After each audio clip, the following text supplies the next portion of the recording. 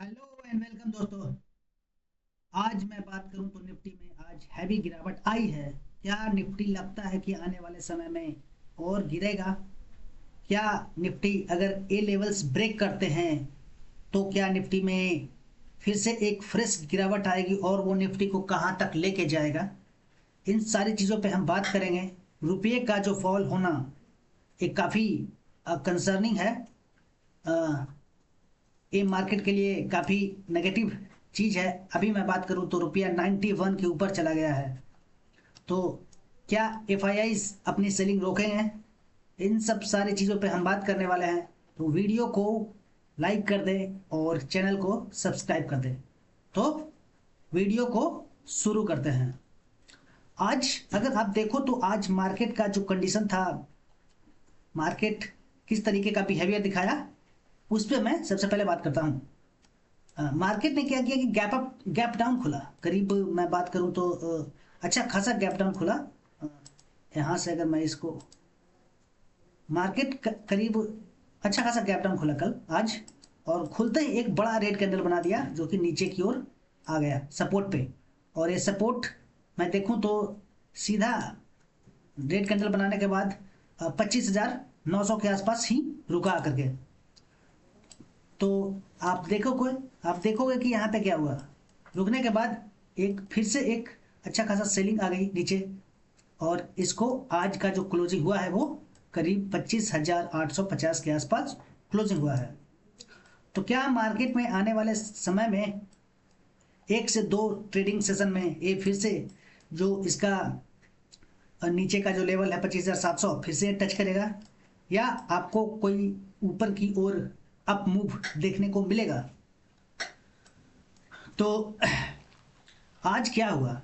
आज market down खुला, और खुलते ही एक बड़ा नेगेटिव कैंडल बना दिया।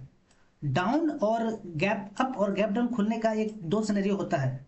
अगर मार्केट किसी रेसिस्टेंट एरिया के ऊपर खुलता है तो यहाँ पे दो चीज़ें हो सकती है। या तो ऊपर खुलते ही शूट कर देगा ऊपर की ओर, और या तो अगर ऊपर खुला है तो अपने फिर से रेसिस्टेंट के पास आएगा। जैसे कि मान लेते हैं कि ये यहाँ पे खुला, तो दो सिनेरियो हो सकता है। या तो खुलते ही रेसिस्टेंट के पास आएगा और फिर यहाँ से ऊपर जाएगा, पहला। और दूसरा क्या होता है कि या तो ऊपर खुला है तो ऊपर खुलने के साथ ही ऊपर शूट कर देगा।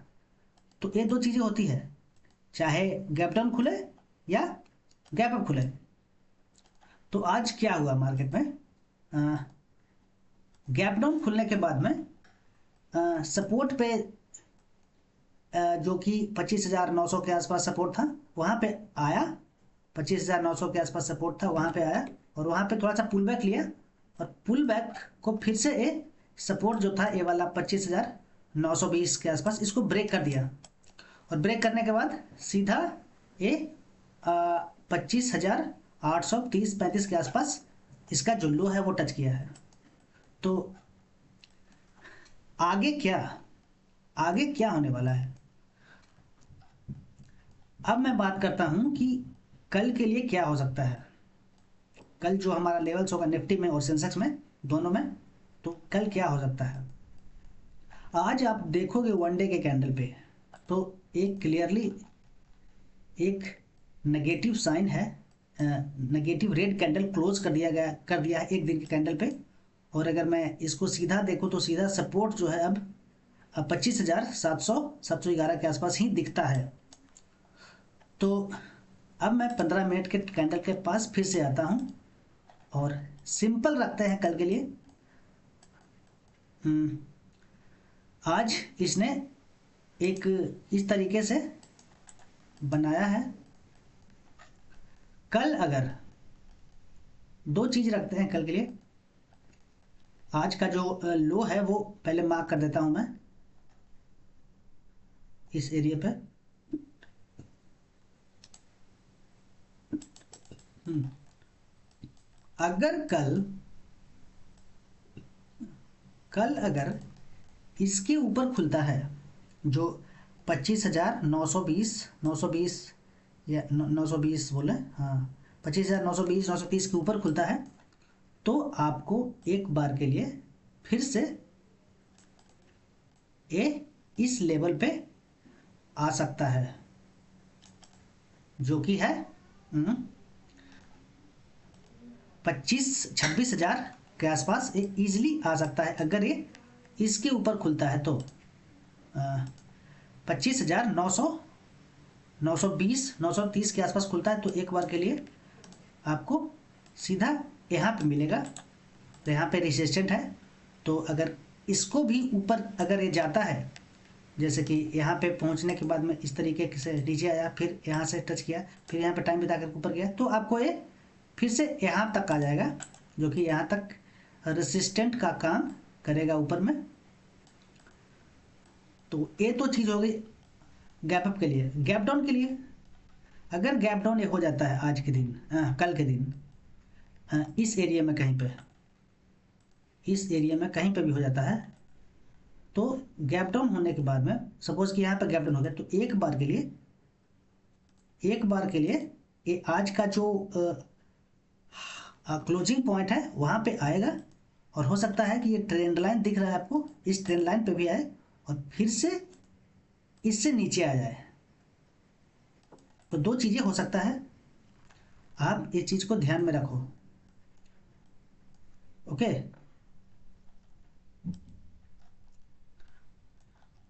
और कल मैंने जो बताया था कि गैप डाउन होता है तो ये इजीली यहाँ तक पहुँच जाएगा और इसको भी ब्रेक करता है, तो आप यहाँ तक का टारगेट ले सकते हो, जो कि था 25,830 के आसपास। तो मैंने गैप अप और गैप डाउन के लिए दोनों बता दिए हैं लेवल्स।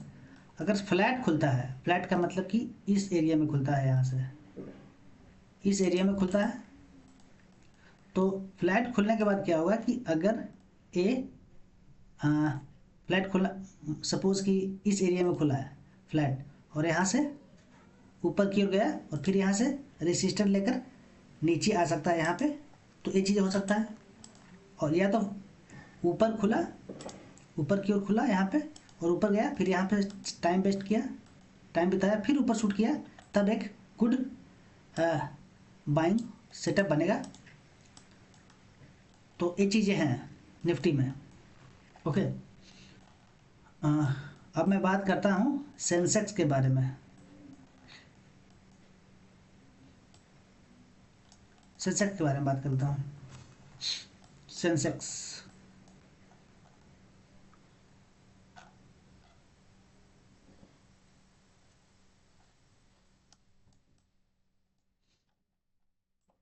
सेंसेक्स ने भी सेम उसी तरीके का है, जो ए लेवल था उसको भी ब्रेक कर दिया है। एक दिन के अगर कैंडल पे, मैं सबसे पहले इसको मैं हटा देता हूँ, सारे इसको मैं हटा देता हूँ, ड्राइंग्स जो है,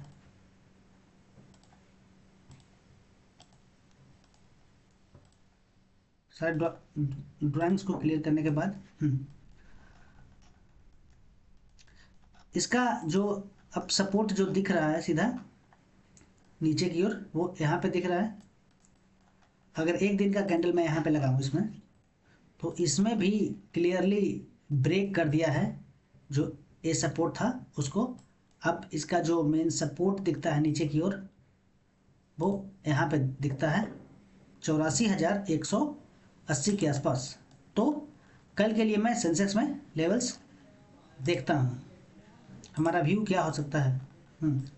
बिल्कुल सेम उसी तरीके से निफ्टी में, अगर एक मैं यहाँ पे मार्क कर देता हूँ, आज का जो लो था वो सेम, अगर ये नीचे खुलता है इसके ऊपर, अगर एक फ्लैट खुलता है, अगर इसमें कहीं फ्लैट खुल जाता है तो क्या होगा, सीधा फ्लैट खुलने के बाद में अगर धीरे धीरे ऊपर जाता है,